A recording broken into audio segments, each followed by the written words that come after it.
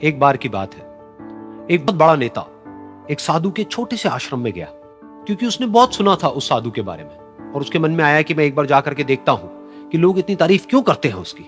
तो जब वो उस आश्रम में गया तो वहां पर एक छोटा सा कमरा था जहां पर एक कालीन बिछा हुआ था। वहां पर कुछ लोग बैठे हुए थे नीचे और साधु जी सामने बैठे हुए थे। कुछ सवाल जवाब चल रहा था। तो जैसे ही वो अंदर गया, वो अकेला नहीं था, उसके साथ में 4 बॉडीगार्ड्स भी थे और उसको ये आदत थी कि जहां पर भी वो जाता था लोग अपनी जगह से खड़े हो जाते थे, उसकी तरफ देखते थे, हाथ जोड़ते थे, अपना सर झुकाते थे। लेकिन यहां पर ऐसा कुछ भी नहीं हुआ। साधु ने उसकी तरफ देखा तक नहीं, क्योंकि वो साधु किसी के सवाल का जवाब दे रहे थे। लेकिन नेता को इस बात पे गुस्सा आ गया। नेता को लगा कि ये मेरी बेइज्जती है।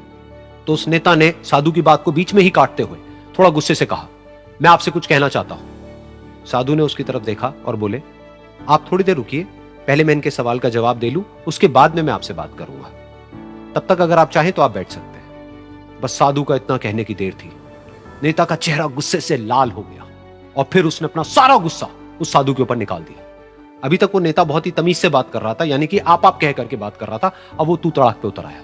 नेता ने उस साधु को कहा, तुझे पता भी है मैं कौन हूं और तू किससे बात कर रहा है? साधु ने उसकी तरफ देखा और कहा, मुझे इससे कोई फर्क नहीं पड़ता कि आप कौन हैं, लेकिन आप जो कोई भी हैं, अगर आप चाहते हैं कि मैं आपके सवाल का जवाब दूं या आपसे बात करूं तो आपको कुछ देर रुकना होगा।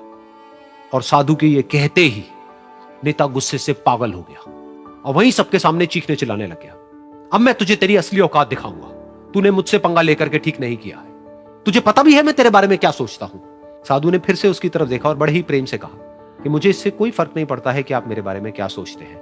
आप जो चाहे वो मेरे बारे में सोच सकते हैं। फिर उस नेता ने बोला कि तू चाहे सुनना चाहता है या नहीं, लेकिन मैं तुझे बताऊंगा यही सबके सामने कि मैं तेरे बारे में क्या सोचता हूं। तू एक बहुत ही घटिया इंसान है।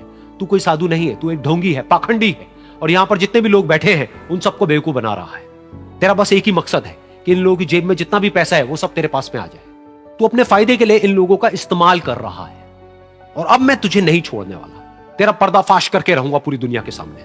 लेकिन उसके इतना बोलने के बाद भी उस साधु के चेहरे पर हल्की सी मुस्कान बनी ही रही। ये देखकर वो और तिल मिला गया और उसने कहा, अब बहुत हुआ, अब मैं यहां 1 मिनट भी नहीं रुकने वाला। लेकिन अभी भी तेरे पास में मौका है।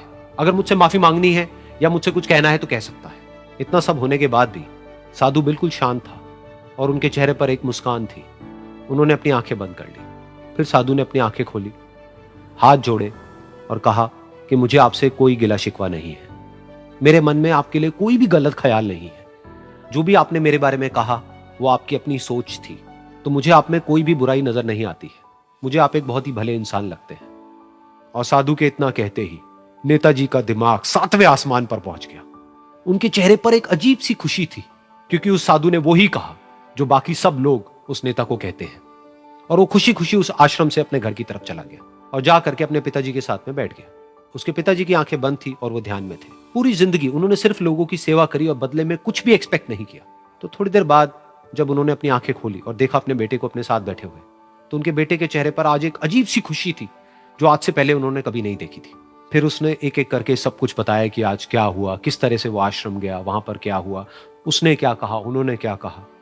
तो जब इसके पिताजी ने पूरी बात सुनी तो थोड़ा सा मुस्कुराए और अपने बेटे को देख करके बोले कि उन्होंने तुम्हारी तारीफ नहीं करी है, क्योंकि उन्होंने वो नहीं कहा कि जो तुम हो, उन्होंने वो कहा कि जो वो खुद है। और तुमने जो भी कुछ उनको कहा वो नहीं कहा कि जो वो है, बल्कि तुमने वो कहा जो तुम खुद हो। यही बात वेदों में भी कही गई है, यथा दृष्टि तथा सृष्टि। ये दुनिया तुम्हें वैसी नहीं दिखती है जैसी कि ये दुनिया है। ये दुनिया तुम्हें वैसी दिखती है जैसे तुम खुद हो। जिसकी नजर जैसी है उसके लिए ये दुनिया वैसी ही है। तो अगर तुम अपनी दुनिया को बदलना चाहते हो तो उसका सिर्फ एक तरीका है, अपनी नजर को बदलो।